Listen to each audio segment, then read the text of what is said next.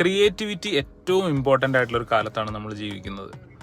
എഐയുടെ പിന്നാലെയാണ് എല്ലാവരും, AI tools ആണ് എല്ലാവരും ഇപ്പോൾ ക്രിയേഷൻസിന് വേണ്ടി യൂസ് ചെയ്യുന്നത്.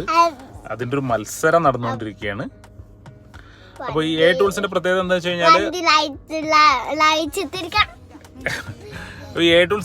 വെച്ച് കഴിഞ്ഞാൽ ഇത് വളരെ ഈസി ആയിട്ട് ഉപയോഗിക്കാൻ പറ്റും, ഈസി ആയിട്ട് ക്രിയേറ്റ് ചെയ്യാൻ പറ്റും. ഇതിന് യാതൊരുവിധ എഫേർട്ടും ഇല്ല, അല്ലെങ്കിൽ വളരെ ലിമിറ്റഡ് ആയിട്ടുള്ള ഒരു എഫേർട്ട് മാത്രമേ ഉള്ളൂ. അതുകൊണ്ട് തന്നെ വളരെ ക്രൗഡഡ് ആയിട്ടുണ്ട്, എല്ലാവരും ക്രിയേറ്റ് ചെയ്തുകൊണ്ടിരിക്കുകയാണ്.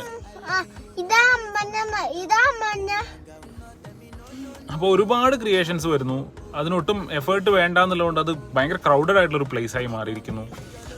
മനുഷ്യൻ്റെ ടച്ചുള്ള, ഹ്യൂമൻ ടച്ചുള്ള ക്രിയേറ്റിവിറ്റിയെ സംബന്ധിച്ചിടത്തോളം അത് ചെയ്യാനൊരു എഫേർട്ട് ഉണ്ട്, അത് അത്രമാത്രം ക്രൗഡഡ് അല്ല.